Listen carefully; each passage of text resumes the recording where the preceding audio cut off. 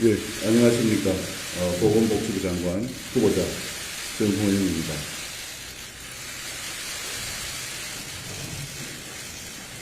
예, 먼저 보건복지부 장관 후보자로서 앞으로의 비전과 정책 구상을 설명드리기도 전에 국민 여러분께 큰 심려를 끼쳐드리게 되어 몹시 안타깝고 송구스러운 마음입니다.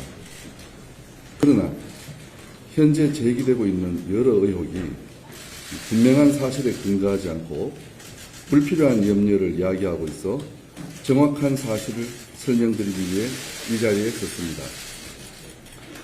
특히 국민들의 관심이 큰 자녀들의 의대 편입이나 병역 판정에 대하여 근거가 없는 문제 제기가 이어지고 있습니다. 이는 저와 제 가족뿐만 아니라 제 모교와 제가 반평생을 근무한 병원의 명예까지 손상되는 문제이기에 국민들께 직접 정확한 사실을 설명드리고자 합니다. 가능컨대 자녀들의 문제에 있어서 저의 지위를 이용한 어떠한 부당행위도 없었으며 가능하지도 않았습니다. 의대 편입이나 병역 처리 과정은 최대한 공정성이 담보되는 절차에 따라 진행되었습니다. 그리고 객관적인 자료로 드러나는 결과에 있어서도 공정성을 의심할 대목이 없습니다. 이러한 사실을 저는 확인하며 또한 저는 검증을 위한 객관적인 조사를 요청드립니다. 상세하게 설명드리겠습니다. 먼저 자녀들의 편입학 논란에 대해 설명하겠습니다. 편입 과정에서 제기된 쟁점들은 선발 과정의 투명성, 평가 결과의 공정성, 서류 전형 시 반영되는 봉사활동 또는 연구활동 특혜 여부 등입니다. 첫째, 학사 편입 선발 과정은 투명하게 이루어졌습니다.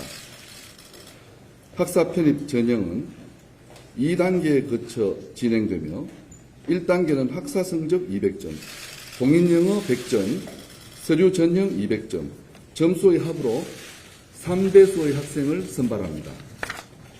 최종 2단계에서는 1단계 점수의 합계와 면접고사 100점, 구술평가 200점을 합하여 모두 800점 만점으로 평가하여 선발됩니다. 1단계 평가는 객관적 자료와 수치 결과를 중시하는 선발 절차이며 2단계는 개별 면접 평가로 진행됩니다. 교육부의 관련 지침에 따라 평가자는 윤리서약을 하고 임의 배정해야 합니다. 또한 자기소개서에 부모의 이름과 직장을 기재할 수 없고 위반 시에는 불이익을 받습니다. 실제 편입 과정에서 심사위원은 총 50여 명이 참여하였으며 의대의 임상교수가 30%, 생화학 등 기초의학 교수가 70%로 구성되어 각 시험에 배정되었습니다. 이에 더해 심사위원 배정은 시험 당일에 추첨으로 무작위 임의 배정하게 되어 누가 심사를 하게 될지 알 수가 없습니다. 2중, 3중의 투명한 견제 장치가 마련되어 편입 절차가 진행되므로 청탁 등이 불가능한 공정한 구조입니다. 이러한 상황에서 특정 개인을 대상으로 특혜를 주는 것은 불가능합니다. 둘째, 편입 전형의 평가 결과도 공정하게 이루어졌다고 봅니다. 제 딸의 경우 1단계 평가에서 학사 성적이 100점 만점에 93.7점으로 합격자 33명 중 16위였습니다. 서울대학교 졸업 성적은 4.3 만점에 3.77이었습니다. 영어 성적은 탭스 855점으로 11위, 객관적인 성적이 우수하였습니다. 그에 반해 서류 평가는 28위로 다소 낮았습니다. 2단계 평가에서는 면접 점수가 15위, 무술평가에서는 19위로 최종 합산한 점수 순위로는 최종 합격자 33명 중 27위였습니다. 아들의 경우를 말씀드리겠습니다. 1단계 평가에서 학사 성적은 100점 만점에 96.9점이었고 경북대학교 졸업 성적은 4.5 만점에 4.33이었습니다. 합격자 17명 중 2위였습니다. 영어 성적은 탭스 881점으로 3위로 객관적인 성적이 상당히 높았으며 서류 평가는 6위였습니다. 2단계 평가에서 면접 점수 8위, 무술 평가 10위로 최종 점수 순위는 17명 중 7위였습니다. 특히 학사 성적과 영어 성적의 합산 점수는 17명 중 1위였습니다.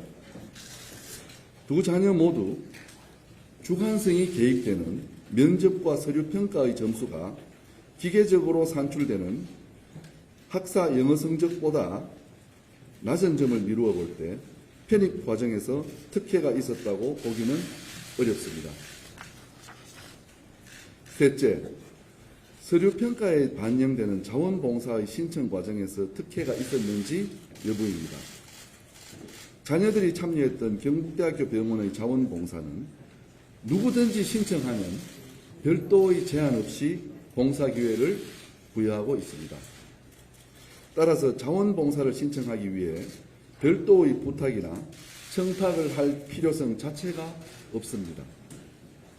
자원봉사 내용에 관해서도 많은 의문이 계셨는데 상담을 통해 봉사 내용을 결정하며 다만 환자의 안전을 요하는 활동은 제한됩니다.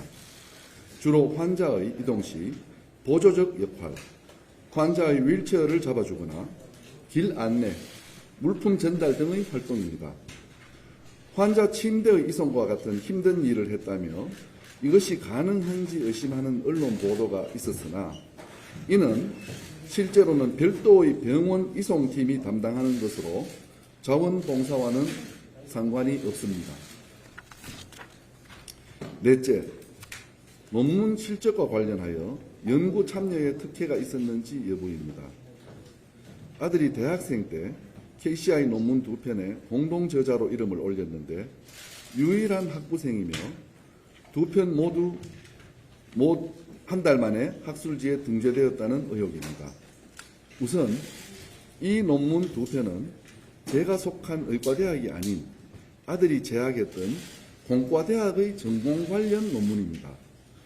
아들이 논문 작성에 참여하게 된 계기는 지도 교수님과 진로 상담을 하던 중 유헬스케어 분야에 평소 관심이 많아 논문 작성에 참여하고 싶다고 말했던 것이었습니다.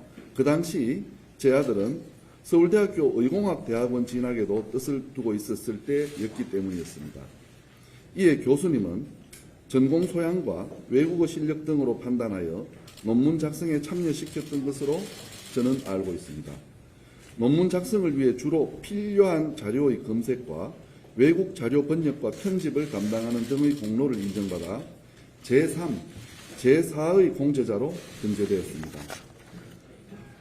공과대학에서는 특성상 학부생이 논문에 참여하는 경우가 종종 있으며 이런 사례가 유일한 것도 아니었습니다. 또한 두 논문 모두 학회에서 검토를 시작한 지 한 달여 만에 학술지에 등재되었다는 것도 사실이 아닙니다. 전자공학회에 제출한 후 약 3에서 4개월이 소요되었으며 이는 이 분야의 논문 게재의 통상적인 기간으로 알고 있습니다. 당시 공대 교수인 지도 교수님과 저는 친분 관계가 없었으며 교수님은 저와 아들의 관계도 몰랐습니다. 물론 연구 참여에 대한 어떠한 청탁도 없었습니다. 이러한 사정은 지도 교수님께 확인하실 수 있습니다. 참고로 수요연계형 데일리 헬스케어 실증단지 조성사업단의 아르바이트생으로 근무했다는 보도는 다른 사람이며 아들과 상관이 없는 잘못된 보도입니다. 이상에서 드린 것처럼 편입학 과정은 공정하였고 어떠한 형태로든 부당한 요청이나 압력도 없었습니다. 그럼에도 계속 근거 없는 의혹이 제기되고 있습니다. 저는 교육부에서 저희 자녀의 편입학 과정을 철저하게 조사해 주실 것을 간곡히 요청합니다. 이는 비단 저와 제 자녀들의 문제만이 아니라 제가 속한 경북대학교와 경북대학교 병원의 명예회복을 위한 요청이기도 합니다. 봉사활동과 논문 실적, 평가 결과 등 편입학과 관련한 모든 영역에 대하여 최대한 신속하게 철저한 조사가 실시되어 근거가 없는 의혹들을 밝혀주실 것을 교육부에 요청드립니다. 다음은 아들의 병력 판정에 대해 설명하겠습니다. 아들이 19살인 2010년 11월에 첫 신체 검사에서 2급 현역 판정을 받았습니다. 이때는 재수 중이어서 입영 연기를 당연히 신청하였습니다. 대학 재학 중이었던 2013년에 왼쪽 다리가 몹시 불편해서 경북대학교 병원에서 MRI를 촬영해 보니 척추 협착증 소견이 나왔습니다. 이후 병력법에 따라 2015년 10월에 재병력 판정검사 통보서가 왔습니다. 병무용 진단서를 발급받기 위해서 병무청 지정병원이자 모교병원인 경북대학교 병원에서 다시 MRI를 촬영하였습니다.